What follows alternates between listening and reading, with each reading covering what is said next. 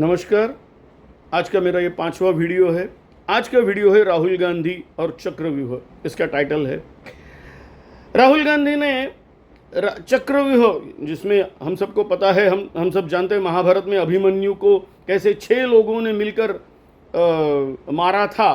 तो उसका रेफरेंस लेते हुए और चक्रव्यूह यानी पद्म व्यूह और पद्म यानी कमल, तो आज किस प्रकार से 6 लोग, नरेंद्र मोदी प्राइम मिनिस्टर, गृह मंत्री अमित शाह, सरसंघ चालक मोहन भागवत, अजीत डोभाल एनएसए चीफ, अडानी और अंबानी, ये 6 लोग मिलके कैसे इस देश को उन्होंने घेरा हुआ है, ये एक प्रकार का राहुल गांधी का एंगल था। और साथ में उन्होंने कास्ट सेंसस की भी डिमांड की, जो कि फार रीचिंग पॉलिटिकल है।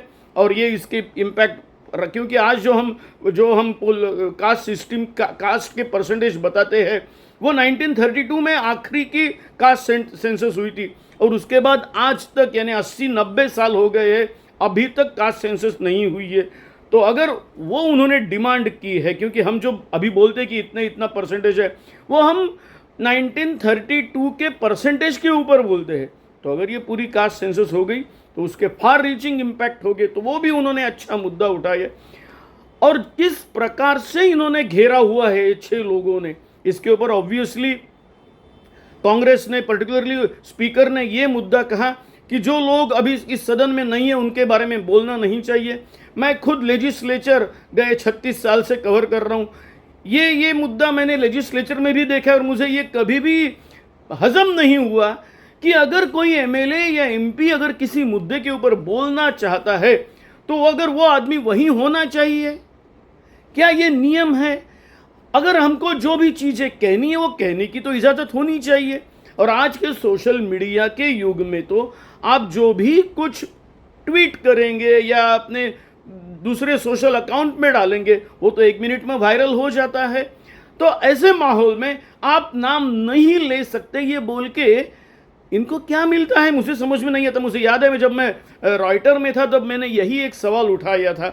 मैंने रॉयटर के चीफ को पूछा था कि स्पीकर कभी कभी ऑब्जेक्शनेबल रिमार्क्स एक्सपंज करते हैं, निकाल देते हैं, लेकिन आज टीवी के ज़माने में तो बैठे हुए आपने की हुई कमेंट, आपने किए हुए अश्लील एक्शंस और कमेंट्स सभी तो रिकॉर्ड होते हैं। आपने यानी इलेक्टेड रिप्रेजेंटेटिव्स ने, या जो भी कुछ है।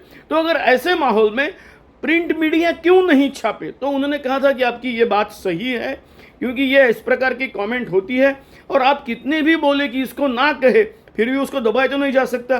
फिर राहुल गांधी ने कहा आपको अंबानी अडानी नहीं चाहिए, मैं उसको A1 A2 बोलूंगा। अब A1 A2 बोले, फिर भी पूरे दुनिया को तो पता है उनको वो किसको रेफरेंस दे रहे हैं, A1 A2 यानी ऑफकोर्स अंबानी और अडानी। तो ऐसे माहौल में मुझे लगता है कि ये थोड़ी सी इंडियन डेमोक्रेसी की भी एक प्रकार की गलती है, ऐसा मुझे लगता है as a student of political science, and we should avoid this.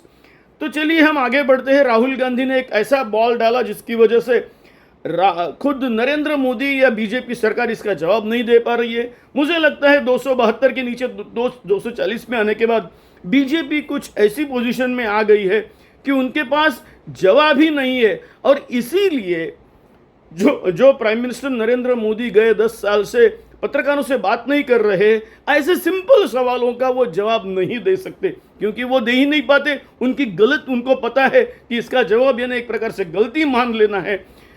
अब अभिषेक बैनर्जी ने इसी प्रकार का उन्होंने कहा था कि उनको स्पीकर ओम बिरला ने ऐसा कहा कि आप जो भी कुछ बोल रहे हैं डीमोनेटाइजेशन के बारे में, उसके बाद तो हम तो चुन के आ चुके हैं, बीजेपी चुन के आ चुकी है, तो फिर से डीमोनेटाइजेशन का मुद्दा क्यों निकलना चाहिए। उसने बोला ठीक है, अभिषेक बैनर्जी ने कहा, फिर इमरजेंसी भी लग चुकी है उन 50 साल पहले, तो उसके बारे में आज क्यों बोलना चाहिए। Speaker had no answer. तो बीजेपी इस प्रकार के सवालों का जवाब दे नहीं सकती, और यही उनकी परंपरा है। और इसीलिए उनके प्राइम मिनिस्टर यानी उनके प्राइम मिनिस्टर या देश के प्राइम मिनिस्टर जो है वो मीडिया से मिलते नहीं हैं, और उन्होंने मिलना चाहिए, तभी तो वो मीडिया के ऐसे सिंपल सवालों का जवाब दे पाएंगे, लेकिन वो देते नहीं हैं।